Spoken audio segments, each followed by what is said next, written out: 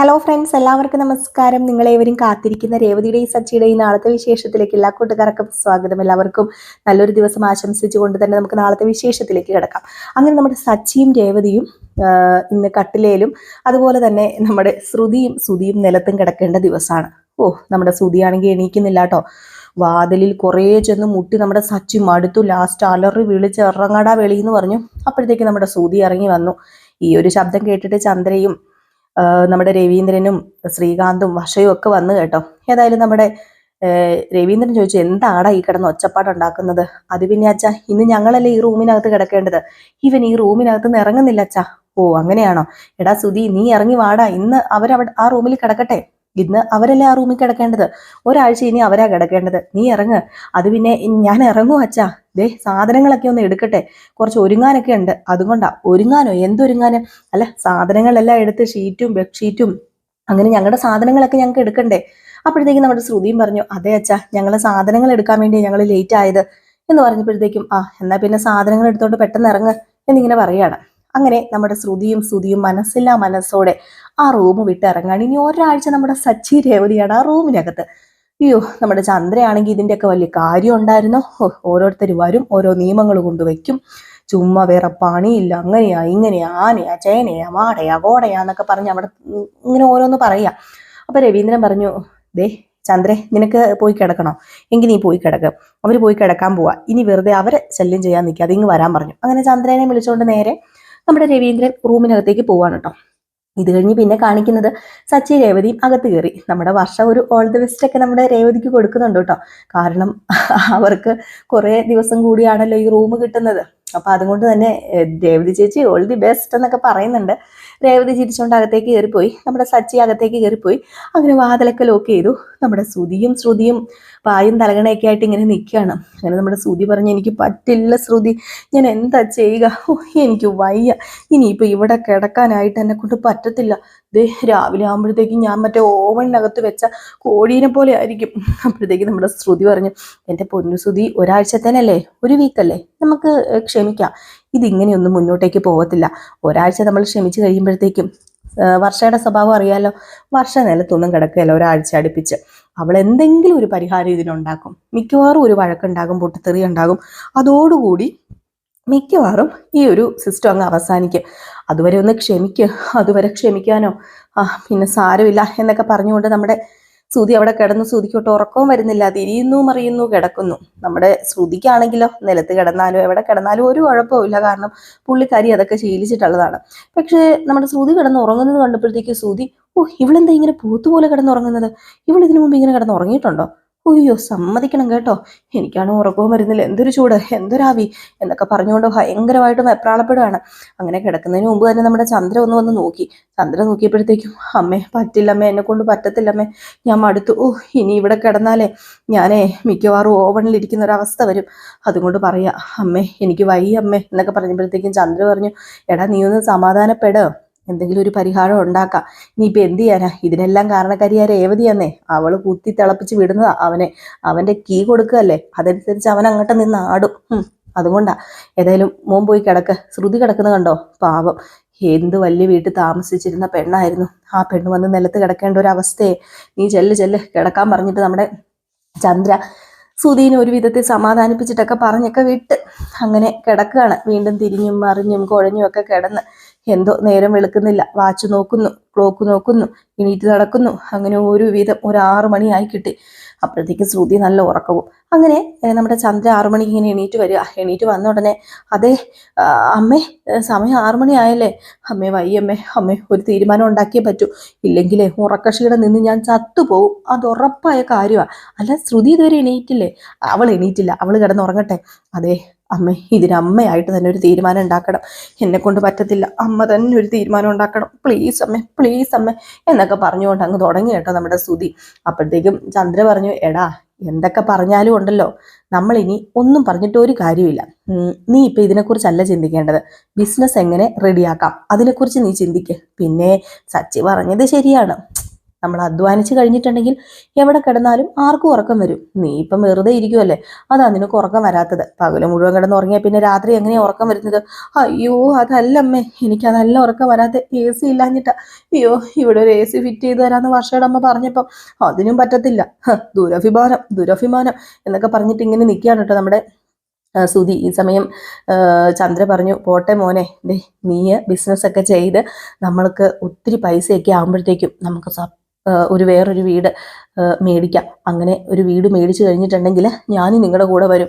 നോക്കിക്കോ, വലിയൊരു വീട് തന്നെ മേടിക്കണം എന്നൊക്കെ പറഞ്ഞപ്പം തീർച്ചയായിട്ടും മേടിക്കുമേ, ഉറപ്പായിട്ടും മേടിക്കും. ബിസിനസ് തുടങ്ങി നോക്കിക്കോ, ഒരു മാസം ഒന്ന് കഴിയട്ടെ. അല്ല, ഈ ഒരു മാസം കഴിയുമ്പോഴത്തേക്കൊക്കെ നമുക്ക് ലാഭം കിട്ടി തുടങ്ങുമോ എന്നിങ്ങനെ ചോദിക്കുകയാണ് ചന്ദ്ര. അത് പിന്നെ എൻ്റെ കഴിവനുസരിച്ച് മിക്കവാറും 2 ദിവസത്തിനുള്ളിൽ നമുക്ക് ലാഭം കിട്ടും. ഞാൻ അത്രയ്ക്ക് ജെന്റിൽമാൻ ആണല്ലോ. മാത്രമല്ല ബിസിനസ്സിനെ കുറിച്ച് ഞാൻ വലിയൊരു പഠനം തന്നെ നടത്തിയിട്ടുണ്ട്. കുറച്ച് ട്രിക്കുകളൊക്കെ ഉണ്ട്. അതുവഴി ഞാൻ ബിസിനസ്സിൽ ഒന്നാമതെത്തും. പക്ഷേ അതിന് നല്ല ഉറക്കം ആവശ്യമാണ്. നമ്മൾ ഈ ക്ഷീണമൊക്കെ ആയിട്ട് വരുമ്പോഴത്തേക്കും കിടന്ന് ഉറങ്ങിയില്ലെങ്കിലേ പിറ്റേ ദിവസം പ്ലാൻ ചെയ്യാനും അതുപോലെ തന്നെ ബിസിനസ് ഡെവലപ്പ് ചെയ്യാനുള്ള ബുദ്ധിയൊന്നും എൻ്റെ തലയിൽ ഉദിക്കത്തില്ല. അത്രയ്ക്ക് ക്ഷീണമായി പോകില്ലേ? ആണോ മോനെ?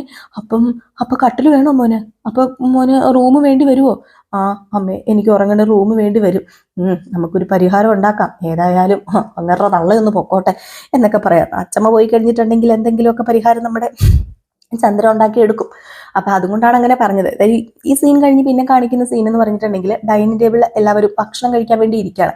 അങ്ങനെ എല്ലാവരും രാവിലെ ഭക്ഷണം കഴിക്കാൻ വേണ്ടി, അതായത് ബ്രേക്ക്ഫാസ്റ്റ് കഴിക്കാൻ വേണ്ടി ഇരിക്കുന്ന ഒരു സമയത്ത് നമ്മുടെ സുധി ഇങ്ങനെ കിടന്നിക്കുകയാണെ. ഇങ്ങനെ തൂങ്ങി തൂങ്ങി തൂങ്ങി തൂങ്ങി ഇങ്ങനെയായി പോയി. അപ്പോഴത്തേക്കും പെട്ടെന്ന് നമ്മുടെ സച്ചി ഡാ എന്ന് വിളിച്ചു. അപ്പോഴത്തേക്കും സുധി പെട്ടെന്ന് ചാടി എണീറ്റിട്ട് അയ്യോ, വാഷിംഗ് മെഷീൻ, ഫ്രിഡ്ജ്, TV, അത് ഇത് എന്നൊക്കെ പറഞ്ഞ് എന്തൊക്കെയോ പറയാം, ബിസിനസിനെ കുറിച്ചാണ് കേട്ടോ. അപ്പോഴത്തേക്കും ശ്രീകാന്ത് പറഞ്ഞു, ഇത് എന്താ ഏട്ടാ ഇത്? ഊണിലും ഉറക്കത്തിലും എല്ലാം ഈ ബിസിനസിനെ കുറിച്ച് ചിന്തിച്ചുകൊണ്ട് നടക്കുകയാണോ? അത് മാത്രമല്ല, ഇതെന്താ ഇപ്പം ഈ ഡൈനിങ് ടേബിളിൽ കിടന്ന് ഉറങ്ങുന്നത്? അത് പിന്നെ എനിക്ക് ക്ഷീണമായിട്ട് എൻ്റെ ശ്രീകാന്ത്, എനിക്ക് വയ്യട. ഞാൻ ഇന്നലെ ഒരു പോളെ കണ്ണടച്ചിട്ടില്ല. AC ഇല്ലാതെ എനിക്ക് ഉറങ്ങാൻ പറ്റിയിട്ടില്ല. എന്ത് ചെയ്യാനാ, ഓരോരുത്തരുടെ ഓരോ തീരുമാനങ്ങളെ എന്നൊക്കെ ഇങ്ങനെ പറഞ്ഞപ്പോഴത്തേക്കും രവീന്ദ്രൻ പറഞ്ഞു, അതെ നീ ഇത്രയും നാളും റൂമിലല്ലേ കിടന്നത്? അപ്പൊ നീ സച്ചിയുടെ രേവതിയുടെ അവസ്ഥ ഒന്ന് ഓർത്തു നോക്കിയേ.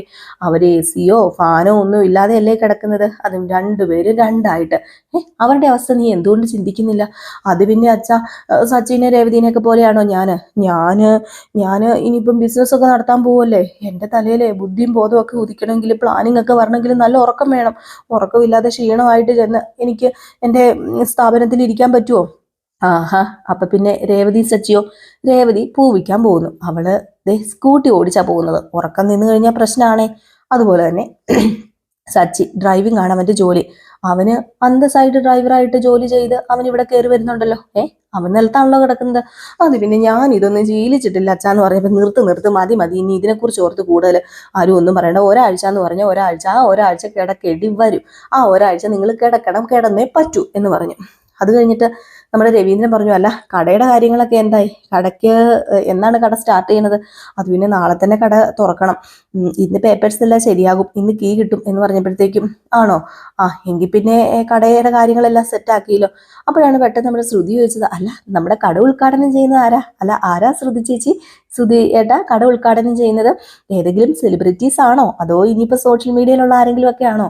അത് പിന്നെ കട ഉദ്ഘാടനം ചെയ്യാനേ ഒരു സെലിബ്രിറ്റീനെ തന്നെ വിളിക്കണമെന്നാ ഞങ്ങളിങ്ങനെ തീരുമാനിച്ചേക്കുന്നത്. 1-2 ദിവസം കൂടി ഉള്ളൂ എന്ന് ഓർത്തിട്ടാ. ഒരു സെലിബ്രിറ്റീനെ വിളിക്കണം. നമ്മൾ എത്രയും എന്താ പറയുക, പ്രശസ്തമായ സെലിബ്രിറ്റീനെ വിളിക്കുന്നോ അത്രയും പ്രശസ്തി നമ്മുടെ കടയ്ക്ക് കിട്ടും. അങ്ങനെയാന്ന് പറഞ്ഞപ്പോഴത്തേക്കും രവീന്ദ്രൻ പറഞ്ഞു, അതിൻ്റെയൊക്കെ കാര്യമുണ്ടോ? ഈ സെലിബ്രിറ്റീനെയൊക്കെ വിളിക്കാന്ന് പറഞ്ഞാൽ അതൊക്കെ എവിടുന്ന്, അതൊക്കെ എങ്ങനെ വിളിക്കും? അപ്പൊ സച്ചു പറഞ്ഞു, അതൊക്കെ നമ്പറൊക്കെ ഒപ്പിച്ച് വിളിക്കാന്നുള്ളതുള്ളൂ. പക്ഷേ ഈ സെലിബ്രിറ്റികൾക്ക് പൈസ അപാരം തന്നെ, അവർക്ക് കമ്മീഷനൊക്കെ ഒത്തിരി കൊടുക്കേണ്ടി വരും എന്ന് പറഞ്ഞപ്പോഴത്തേക്കും ആണോ, അങ്ങനെയാണോ എന്നിങ്ങനെ രവീന്ദ്രൻ ചോദിക്കുക. രവീന്ദ്രനെ ഇതിനെക്കുറിച്ച് വലിയ ഗ്രാഹ്യമൊന്നുമില്ലല്ലോ. അപ്പോഴത്തേക്കും ശ്രുതി പറഞ്ഞു, കുറച്ച് പൈസ കൊടുക്കേണ്ടി വരും, 1 ലക്ഷം 2 ലക്ഷം രൂപയൊക്കെ കൊടുക്കേണ്ടി വരും എന്ന് പറഞ്ഞപ്പോഴത്തേക്കും 1 ലക്ഷം 2 ലക്ഷം രൂപയൊക്കെ കൊടുക്കേണ്ടി വരുമോ? അത്രയൊക്കെ ഏകദേശം കൊടുക്കേണ്ടി വരും. ഈ സമയത്ത് നമ്മുടെ സച്ചു പറഞ്ഞു, അതേന്നേ അന്ന് രേവതിയുടെ പൂക്കട ഉദ്ഘാടനം ചെയ്തപ്പോഴത്തേക്കും നമ്മുടെ വർഷയ്ക്ക് ഒരു 2000 രൂപ കൊടുത്തില്ലേ, അത് ചെറുത്. അതിനേക്കാളും ഒക്കെ ഇരട്ടിയുടെ അടുത്ത് ഈ പറഞ്ഞ കോടികൾ വരെ മേടിച്ച് ഉദ്ഘാടനം ചെയ്യുന്ന മനുഷ്യരുണ്ടെന്ന് പറഞ്ഞപ്പോഴത്തേക്കും നമ്മുടെ രവീന്ദ്രൻ പറഞ്ഞു, ഇതിന്റെ വല്ല ആവശ്യമുണ്ടോ, എന്തിനാ വെറുതെ, നമ്മൾ അറിയുന്ന ആരെ കൊണ്ടെങ്കിലും ഉദ്ഘാടനം ചെയ്യിപ്പിച്ചാൽ പോരെ. അപ്പൊ നമ്മുടെ ശ്രുതിയല്ല ശ്രീകാന്ത് പറഞ്ഞു, ആ ശരിയാ, ഈ ബിസിനസ്സിലൊക്കെ നല്ല എക്സ്പീരിയൻസ് ആയ, അതും നന്നായിട്ട് വിജയിച്ച് നിൽക്കുന്ന ഒരാള് കണ്ടെത്തിയത് അങ്ങനെയൊക്കെ ആണെങ്കിലും മതി. പിന്നെ ഈ പറഞ്ഞതുപോലെ നമ്മുടെ ഉദ്ഘാടനത്തിന് ഒരു സെലിബ്രിറ്റി വരികയാണെങ്കിൽ നമ്മുടെ കട അത്രയ്ക്ക് പ്രസിദ്ധിയാകും. അതങ്ങനെയാണല്ലോ, അന്ന് കടയിൽ ഒത്തിരി പേര് വരും, സെലിബ്രിറ്റീനെ കാണാൻ തന്നെ ഒത്തിരി പേര് വരുമ്പം അവിടെ ഈ ഒരു കടയുണ്ടെന്ന് അറിയും. അപ്പം അങ്ങനെ ഏതായാലും കട അങ്ങ് ഫേമസ് ആവുമല്ലോ എന്ന് പറഞ്ഞപ്പോഴത്തേക്ക് അത് തന്നെ ഞങ്ങളുടെ ഉദ്ദേശം, കട ഫേമസ് ആകണം. അതെ, നമ്മൾ സെലിബ്രിറ്റീനെ കൊണ്ട് ഈ ഒരു ഉദ്ഘാടനം ചെയ്യിപ്പിച്ചാലേ നമ്മുടെ കട ഫേമസ് ആകത്തുള്ളൂ. അപ്പോഴത്തേക്കുമാണ് സച്ചു പറഞ്ഞത്, അല്ല ഫേമസ് ആകണോ, ഞാൻ ഒരു കാര്യം പറയട്ടെ, ഈ സെലിബ്രിറ്റി വന്ന് ഉദ്ഘാടനം ചെയ്ത് കഴിഞ്ഞാൽ ആ ഒരു ദിവസമല്ലേ ഫേമസ് ആവത്തുള്ളൂ. ഒരു കാര്യം ചെയ്യാം, സുയി, നീ ഇപ്പോഴുള്ള നിന്റെ ഭാര്യനെ മാറ്റിയിട്ട് ഒരു സെലിബ്രിറ്റീനെ അങ്ങ് കെട്ട്. അപ്പം ജീവിതകാലം മുഴുവൻ സെലിബ്രിറ്റി നിന്റെ കൂടെ ഉണ്ടാകും. അപ്പം ജീവിതകാലം മുഴുവൻ നിനക്ക് ഫേമസ് ആവാമല്ലോ. അപ്പൊ രേവതി പറഞ്ഞിട്ട് പൊന്നു സച്ചേട്ട ഒന്നും മിണ്ടാതിരിക്കാൻ പറഞ്ഞു. ശ്രുതിയാണോ എങ്ങനെ നോക്കുവാണ്ടോ, കുശുമ്പ് നോട്ടം നോക്കുകയാണ്. ഈ സമയത്ത് ചന്ദ്രയുടെ വിചാരം ചന്ദ്രനെ കൊണ്ട് ഉദ്ഘാടനം ചെയ്യിപ്പിക്കായിരിക്കും എന്നായിരുന്നു. പുന്നാര മോനല്ലേ സുതി മോന്. അപ്പൊ അങ്ങനെ ചെയ്യിപ്പിക്കുന്നതാണ് നമ്മുടെ ആരോർത്തത്, ചന്ദ്ര ഓർത്തത്. പക്ഷെ അങ്ങനെയൊന്നുമല്ല, നമ്മുടെ സുതിക്ക് അപ്പുറത്തെ സ്വപ്നങ്ങളാണ്. ഈ സമയത്ത് സച്ചു പറഞ്ഞു, ഇതിന്റെ ഒന്നും കാര്യമില്ല. ഇവിടെ അച്ഛമ്മയുണ്ടല്ലോ, അല്ലെങ്കിൽ പിന്നെ അമ്മയുണ്ടല്ലോ, അവരെ കൊണ്ട് ഉദ്ഘാടനം ചെയ്യിപ്പിച്ചാൽ എന്താ കുഴപ്പം? അല്ല, നിന്റെ പൊന്നാര അമ്മയല്ലേ, എന്തിനും ഏതിനും നിനക്ക് സപ്പോർട്ടായിട്ട് നിൽക്കുന്ന നിന്റെ അമ്മേനെ ഉപേക്ഷിച്ചിട്ട് നീ സെലിബ്രിറ്റീനെ കൊണ്ടുവന്നു കഴിഞ്ഞാലൊന്നും നീ മെച്ചപ്പെടത്തില്ലടാന്ന് പറഞ്ഞു. അമ്മ ഇവിടെ ഉള്ളപ്പം വേറെ ആരെയാ, ഇവിടത്തെ സെലിബ്രിറ്റി നമ്മുടെ അമ്മയല്ലേ എന്ന് പറഞ്ഞു. സച്ചി ഇത് പറഞ്ഞത് നമ്മുടെ ചന്ദ്രയ്ക്ക് ഭയങ്കര സന്തോഷമായിട്ടോ. ചന്ദ്ര സച്ചിനെ തന്നെ നോക്കുക, കാരണം അത്രയും പേരവിടെ ഇരുന്നിട്ടും ചന്ദ്രയുടെ മനസ്സ് മനസ്സിലാക്കാൻ സച്ചിക്ക് മാത്രമേ കഴിഞ്ഞുള്ളൂ. എടാ മോനെ ചക്കരെ, നീ അല്ലേടാ എൻ്റെ മനസ്സ് തിരിച്ചറിഞ്ഞത്, നീയാണടാ ഇനി മുതൽ എൻ്റെ മോന് എന്നും പറഞ്ഞുകൊണ്ട് നമ്മുടെ ചന്ദ്ര പോയി അങ്ങോട്ട് കെട്ടിപ്പിടിച്ച് ഉമ്മ കൊടുക്കുന്നത് നിങ്ങൾക്ക് തോന്നുന്നുണ്ടോ? ഇല്ല, നമ്മുടെ ചന്ദ്ര മനസ്സിലൊന്ന് ചെറുതായിട്ട് വിചാരിച്ചതേ ഉള്ളൂ, കെട്ടിപ്പിടിച്ച് ഒന്നും കൊടുക്കണില്ല കേട്ടോ. അങ്ങനെ നമ്മുടെ സച്ചിനെ ഇഷ്ടപ്പെടുവൊന്നുമില്ല.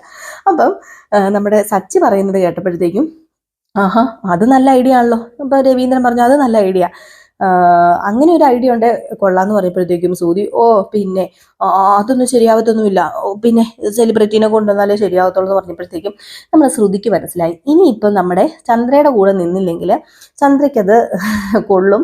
മാത്രമല്ല സച്ചി ഇങ്ങനെ പറഞ്ഞത് കൊണ്ട് തന്നെ സച്ചിയോടൊരു ചെറിയൊരു കൂറ് ചിലപ്പം തോന്നിയാലോ, അതുകൊണ്ട് നമ്മുടെ ശ്രുതി തന്നെ അതങ്ങ് പറഞ്ഞേക്കാന്ന് പറഞ്ഞ് ശ്രുതി പറഞ്ഞു, ഏയ് വേണ്ട ശ്രുതി, നമുക്ക് അമ്മേനെ കൊണ്ട് തന്നെ ചെയ്യിപ്പിക്കാം. കാരണം ആൻറ്റി ചെയ്യുന്നത് അതിൻ്റെ ഒരു ഐശ്വര്യം, ആൻറ്റിയുടെ ഐശ്വര്യം നമ്മുടെ കടയ്ക്കും കിട്ടട്ടെ. ഇത് കേട്ടപ്പോൾ നമ്മുടെ ശ്രുതിക്കല്ല, ചന്ദ്രയ്ക്ക് ഭയങ്കര സന്തോഷമായിട്ടോ. അപ്പോഴത്തേക്കും ശ്രുതി പറഞ്ഞു, എന്താ ശ്രുതി ഇത്, അങ്ങനെയൊക്കെ നമ്മൾ തീരുമാനിച്ചതൊന്നുമല്ല. ഞാൻ പറഞ്ഞത് അമ്മയുടെ പേര് കടയ്ക്ക് ഇടാന്ന് പറഞ്ഞപ്പോൾ തന്നെ ഞാൻ പറഞ്ഞ ആ അമ്മേനെ കൊണ്ട് തന്നെ നമുക്ക് ഈ ഉദ്ഘാടനവും ചെയ്യിപ്പിക്കാന്ന്.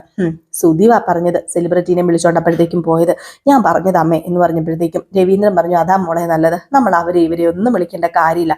അവന് ജന്മം കൊടുത്താരാ, അവൻ്റെ അമ്മയല്ലേ, അവനെ വളർത്തി ഇത്രയും വലുതാക്കിയത്, അവൻ്റെ എല്ലാ കള്ളത്തരങ്ങൾക്കും കൂട്ടു നിൽക്കുന്നതും അവൻ്റെ അമ്മ തന്നെ, അവൻ ഇങ്ങനെ വഴിപഴച്ചു പോകാൻ കാരണവും അവൻ്റെ അമ്മ തന്നെ.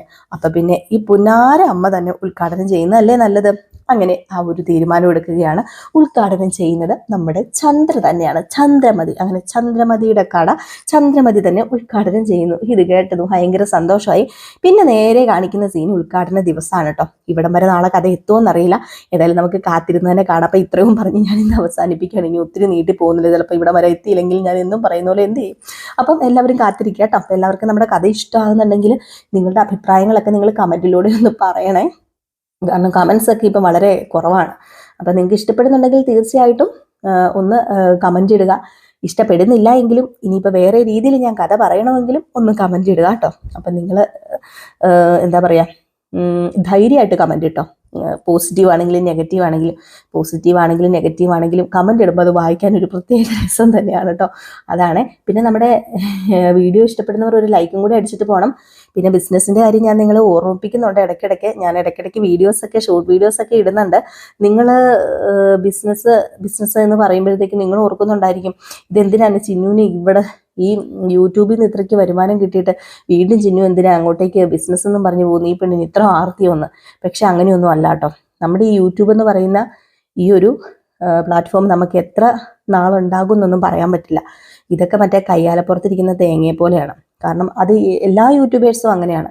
നമുക്ക് എക്സ്ട്രാ നമുക്ക് എന്തെങ്കിലും നമ്മൾ ചെയ്തു വെച്ചില്ല എങ്കിൽ എന്ന് നമുക്ക് യൂട്യൂബിനെ പ്രതീക്ഷിച്ച് ജീവിക്കാൻ പറ്റില്ല കേട്ടോ. അപ്പം അങ്ങനെയാണ് ഓരോ അപ്ഡേഷനുകളൊക്കെ വന്നുകൊണ്ടൊക്കെ ഇരിക്കുന്നത്. അപ്പം അതുകൊണ്ടാണ് ഞാൻ ഒരു ബിസിനസ് സ്റ്റാർട്ട് ചെയ്യാം, അതിലൂടെ ഒരു ചെറിയ കടയൊക്കെ ഇടണം എന്നൊക്കെ നമ്മുടെ ഒരു ചെറിയ സ്വപ്നങ്ങളാണ്. കഷ്ടപ്പെടാൻ തയ്യാറാണ്, കഷ്ടപ്പെട്ട് തന്നെ ജീവിക്കണം. അപ്പം എല്ലാവരും കാത്തിരിക്കാട്ടെ. അപ്പം ടാറ്റ ബൈ ബൈ, ലൈക്ക് അടിച്ചിട്ട് പോണേ.